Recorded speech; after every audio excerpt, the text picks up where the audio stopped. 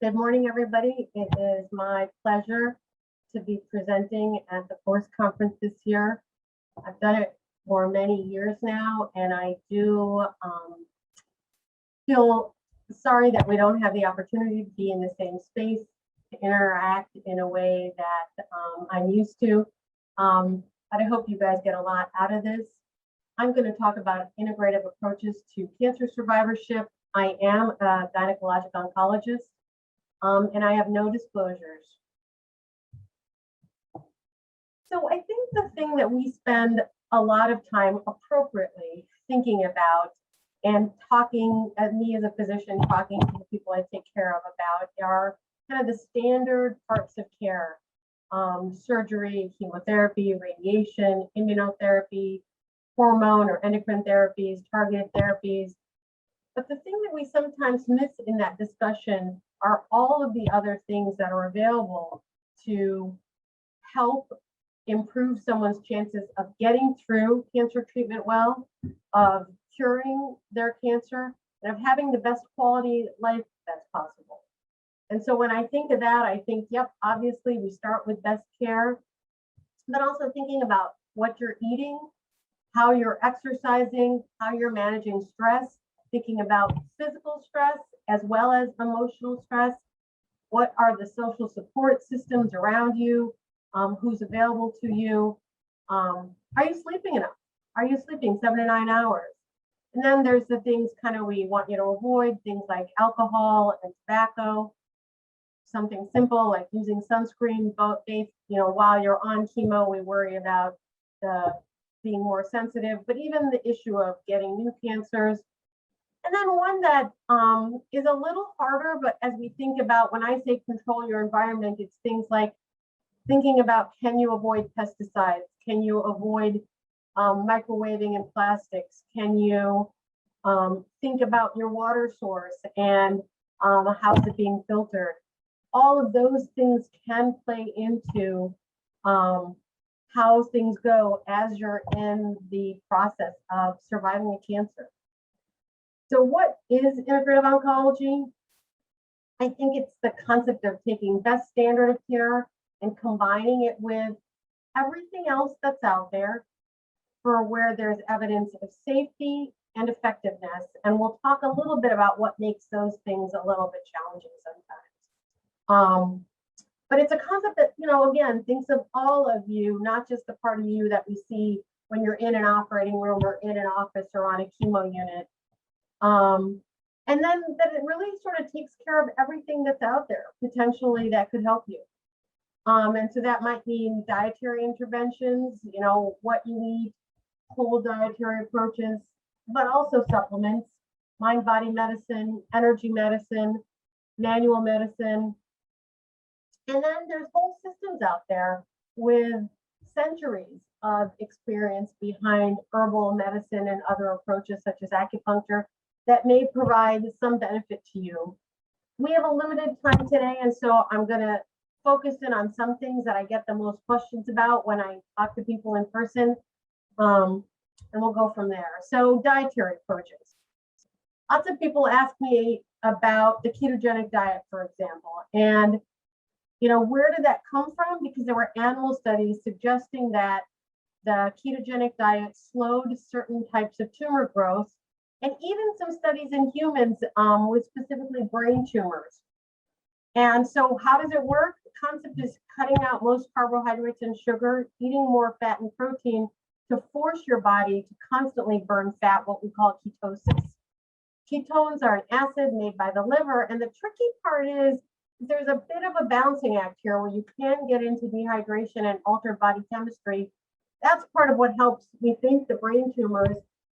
But it's a little bit of a challenge as people start thinking about ketogenic diets the entire time they're on chemotherapy, or even to try to lose weight on. In long term, kind of cutting out whole food groups is challenging, in addition to the fact that there are some things on the ketogenic diet that we know increase cancer risk from other diets. And there's some things that are not on ketogenic diets that actually we know decrease the risk of cancers coming back. There are some important trials ongoing looking at using a ketogenic diet during treatment. But right this second, I don't know that there's enough evidence to pursue it unless you have a neural or brain tumor and a practitioner to work with who has experience showing benefit. The other area that I think is one of the most interesting kind of dietary approaches and pretty exciting is the idea of fasting. And then there's this other category of fasting mimicking diets. I'll talk a little bit about both. So what's fasting? It can be water fasting, where you're only drinking water or water-based beverages like tea. Dry fasting, so not eating anything. Restrictive fasting, that's limiting certain foods. In here, like the research isn't quite where we want it yet, but there is evidence that there are certain foods that physiologically mimic fasting. And ultimately, I think those may be the most meaningful or beneficial approaches. So when it comes to fasting, how long, again, these are things that haven't yet been defined that well, although there's ongoing trials. But, we can think about fasting for 12 to 24 hours or several days, or think about intermittent fasting where you sort of eat at certain time of day. Some people think about cyclic fasting where they fast on Friday and Saturday. And then the concept of fasting on days of treatment, whether that's chemo or radiation. Why would we do it? There is really interesting data suggesting improved cancer outcomes.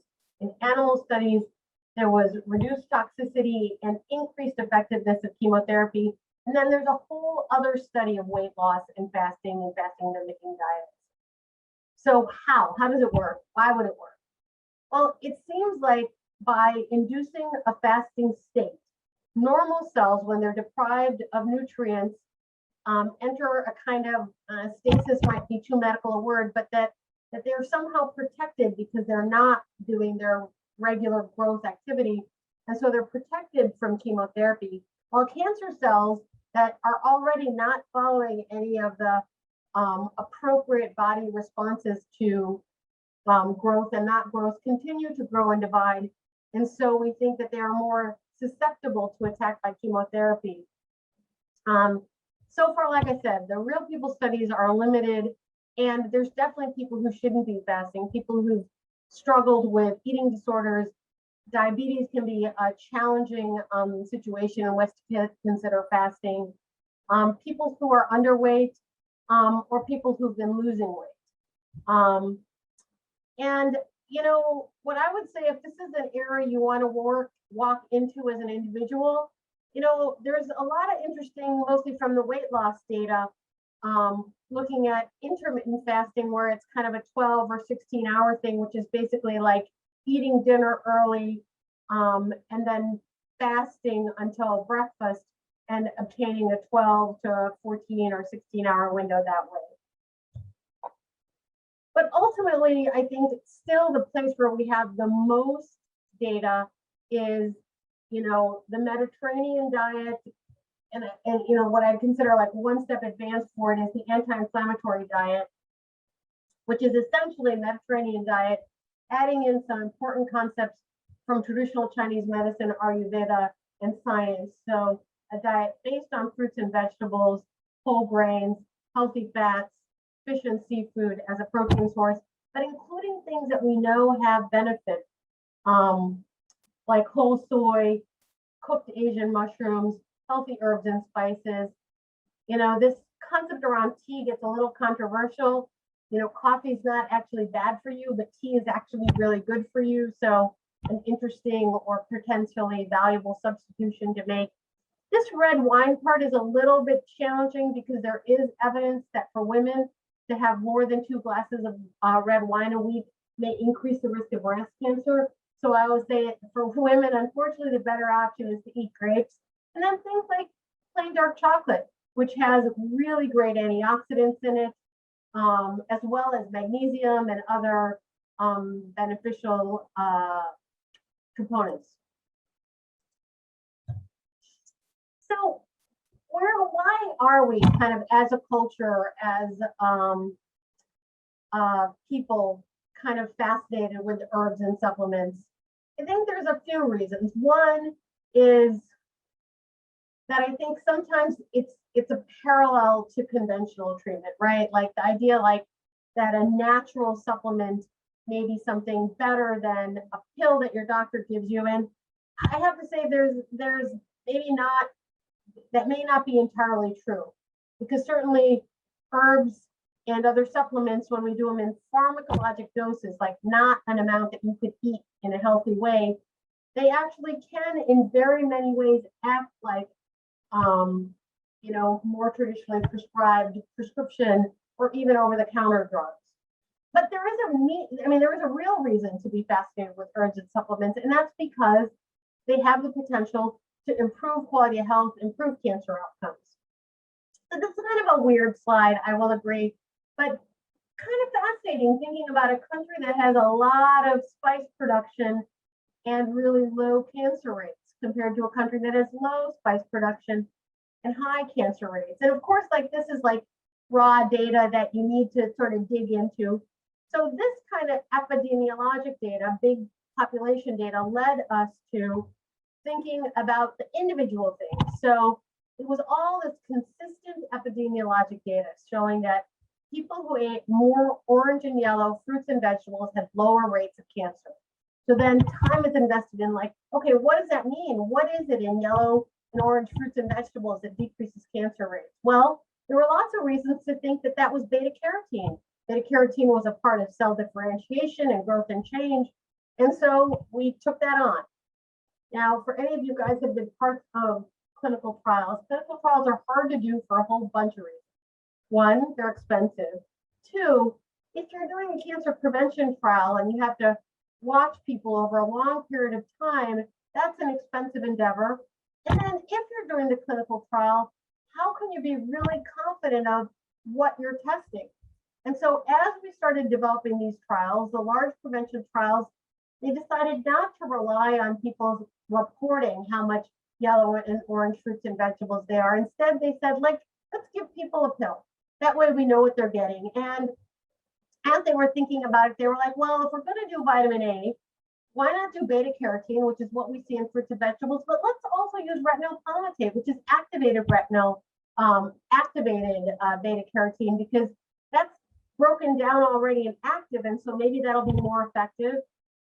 And now we're thinking about like, okay, watching people for a long time, seeing if they're going to get cancer, but that's not that common. So why don't we take a group of people who has a higher risk of cancer? So let's use smokers. So we did these trials. We initiated them using beta carotene, retinol palmitate in one study, and then vitamin A and E, the same combination with E also, in smokers. And lo and behold, in a relatively short time, we found that we increased their risk of lung cancer. And in the other study, there was A and E. Again, the people getting the vitamin A had an increase. What? How could taking vitamins increase your cancer risk? What does that mean? How does that happen? So there might be a whole bunch of reasons. One was that decision that was made to use a synthetic form of vitamin A, which is not actually found in fruits and vegetables. We know what vitamin A, its job is to help one cell differentiate on into another cell. So a stem cell kind of becoming an actual skin cell. And so thinking about that, well, maybe if we put in an activated vitamin A and there's a precancerous cell sitting around, maybe that's going to be more likely with the addition of vitamin A to go on to become a lung cancer. And of course, that's where maybe the population was not the right population, because of course, smokers might have already had a bunch of precancers in place that then got stimulated into becoming cancer when they took this synthetic vitamin A. I call this, and lots of intelligent people call this, the problem of reductionism, right? You can't put a whole apple into a capsule. And one of the things we know about whole foods is that there can be lots of parts of that food that work together, right? You know, why is juicing not as good as eating an orange? Because when we juice an orange, we take out the cellulose, we take out the fiber, and suddenly when you drink that glass of orange juice, you're getting a lot of sugar all at the same time without the fiber with it to slow down the body's absorption. So how the fiber and the vitamin A and the antioxidants all work together might be an important part of why fruits and vegetables in general seem to decrease cancer risks. And of course, it is hard. It's hard to study whole people with all of their lifestyles and whole diets. And that's been challenging and something we haven't done very well. And then there's that thing I was mentioning about physiology, how much you can eat versus once you put it in a capsule, you know, is that still going to be beneficial, or are there going to be unexpected side effects? And basically in this research, I'm not saying we shouldn't do the research, we absolutely have to do the research, but we kind of have to constantly go back to the epidemiologic data and start over. And in the meanwhile, you may say, well, what about me? How do I make decisions when somebody sends me an email and tells me like, turmeric, that's the thing you've got to take to keep your colon cancer from coming back. And what I'd say is I use this sort of chart where it's the same way I think about how I make standard care recommendations. That is, okay, let's say I'm advocating someone have surgery. Surgery has known harm, but it has known benefit. And so it might make sense to take on some known harm, right? And then thinking about eating healthy, or maybe like, well, there's potential benefit, but there's really no known harm, right? And so that's an easy place to go. And then as we work into other supplements, trying to gather enough of that safety research I was talking about. So maybe even if the perfect studies aren't there, if we know it's safe, it's reasonable to try. And that is, I think, one of the hardest things of walking down this cancer pathway is lots of times there isn't enough research for exactly what you might have or are going through. And so sometimes we do have to make decisions without perfect information, without perfect data. Safety of herbs. Unfortunately, in this country, the FDA does not evaluate safety of herbs, and they are considered food products. And they're not well governed, there's contamination. And the truth is, like just like a box of cereal, like you can pretty much put anything in it and write anything on you want on the box. And as long as it doesn't kill you quickly, it's going to be okay to stay on the shelf, right? The idea that, whole wheat bread is called a whole grain, it is not a whole grain, it is ground up. It's just the whole grain is ground up, but that's not a whole grain. Anyway, the truth is, if you're working with somebody who has experience with these herbs and supplements in that setting with trained guidance, you are highly likely to be safe. And these are just some examples on this slide of the things that we should think about, right? That concept that there's herbs out there that might increase the risk of bleeding, and how to weigh the risks of bleeding versus possible protective effects, for example, of vitamin E. Also, like thinking about drugs that are sedating and maybe they would interact with anesthesia, or just like one drug, tamoxifen, can change the absorption of other drugs. We know that herbs can change the absorption. And the reason is herbs and all drugs will affect our liver and change how quickly our liver breaks things down or how slows down the effect. So if it breaks it down more quickly, it means there's less in the bloodstream, making it less effective. If it slows down the breakdown, then it's increasing the amount of other drug or herb in your system. So understanding those interactions is important, and that's something pharmacists can help with. There are a lot of herbs out there, but herbs are different, I think, than some supplements that are one agent supplements, and of course, medications that were kind of developed around the idea of taking care of a single disease. Herbs have lots of active parts, right? We have the flower, we have the leaf, we have the root, and they evolve differently, right? They evolved out of indigenous medicine, out of long histories of using whole part plants in different ways. And they were often in herbal therapies used to treat a constellation of symptoms: anxiety, all the symptoms of menopause, where it might be hot flashes and mood swings at the same time. And there's some sort of concepts in herbal medicine that are different. And to me, the biggest one that I would send you guys off to do research on is adaptogens. We don't really well in Western medicine have this idea of like, are there things that can support our bodies when we're going through stress?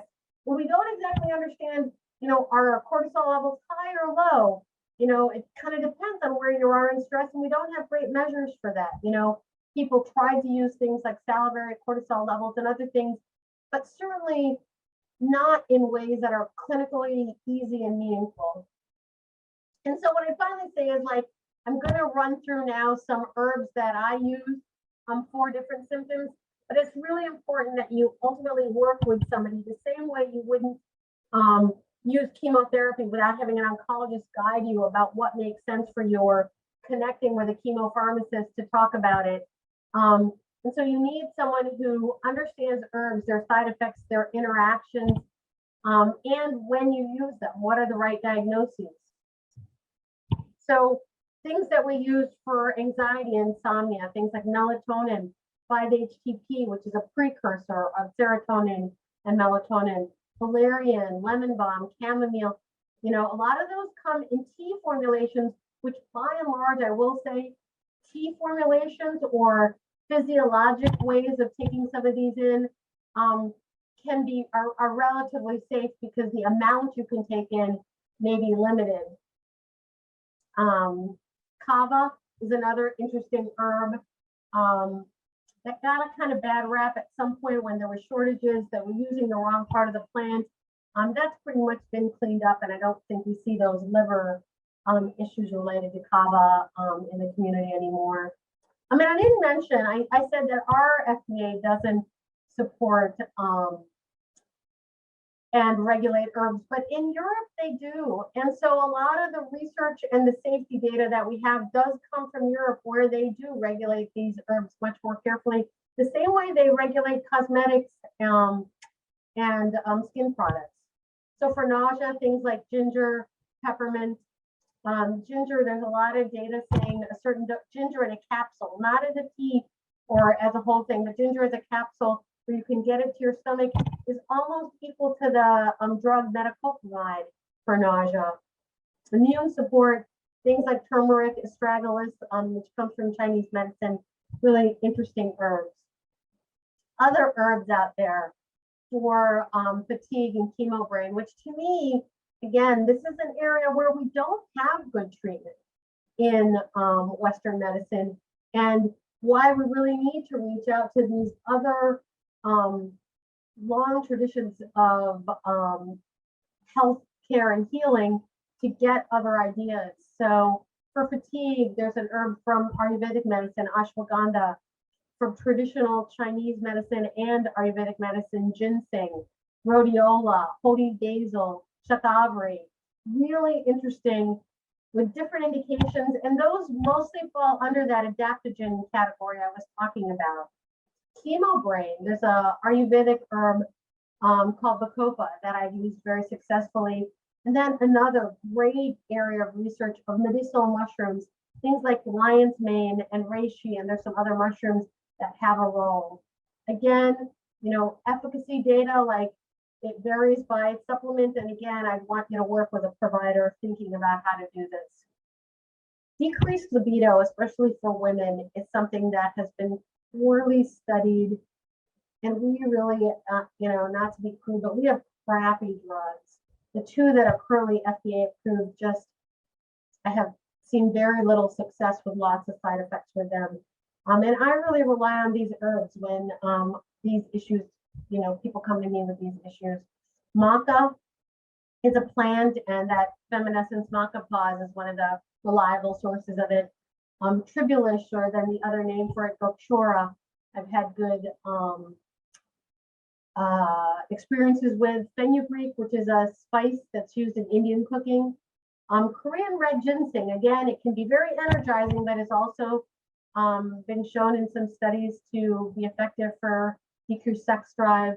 This is a beautiful ginkgo tree, and that's shown effectiveness. Echinacea, which we don't always think about for this, but we've seen some benefits and some studies showing good benefits. I have to say, in terms of menopausal symptoms, again, the Western medicine options are pretty limited, and I've had really good luck with good quality sources of black cohosh, which is not hormonal, not estrogenic. Shatavari is another one. some combinations out there of St. John's wort and black cohosh and kava and St. John's wort. A dietary approach, 2 tablespoons a day of ground flaxseed. You know, keep it in the fridge so it doesn't get rancid. Great source of omega-3, but also the lignans in there, helping with hot flashes. Again, Korean red ginseng, some of those studies kind of overlap both menopausal symptoms and decreased libido. Moving out of herbs and supplements into other therapies. Acupuncture, very, very, you know, deep area, been around for centuries, and I'd say it's not really an alternative, but used in all of these indications. And then just to like touch on this issue of stress and cancer, right? There's lots of studies showing that stress increases the risk of cancer, and once you have cancer, stress can have negative impacts. And lots of people will say to me, like, I'm not stressed, I'm not working anymore, but there's this concept of physical stress, right? That there's all kinds of things that turn on our stress nervous system, turn on our adrenaline, cortisol pathway, multitasking, driving, worrying, loss, grief, all those things. Like there's a caveman and unfortunately that caveman only responds with this adrenaline, cortisol, inflammatory pathway. And so turning off that pathway to put our body into a healing state where anti-inflammatory mediators come into play is important. And I'm going to say not that hard. We know lots of ways to do it, right? So what turns on that healing half of our nervous system? Exercises, breathing exercises. We know this. Like when there's a kid that's stressed out, we tell them to take a deep breath. Literally, we're turning off their adrenaline and cortisol. When we breathe out longer than we breathe in, that's an automatic signal to our body to turn on that healing half of our nervous system, turn off the adrenaline. Laughter. And then there's a bunch of biofeedback, meditation, hypnosis, creative outlets, guided imagery, lots of options out there to explore and to use to turn on this part of your healing system. So as we think about this, what are our treatments for cancer? Obviously, those standard ones we talked about, but also good nutrition, regular physical activity, managing stress, all the variations of it, physical and emotional, social support, getting enough sleep. I have this slide, and I'm so sorry that we aren't able to do this in person and that I am not available during the chat today. But the team at Force, I'm sure, can find a way for you to connect with me if you have specific questions that I can answer. The National Institutes of Health has some great information also on herbs, supplements, and mind-body medicine. Thanks so much for tuning in, connecting with me today. And I wish you luck on your cancer journey, whether it's one of prevention, treatment, all aspects of survivorship.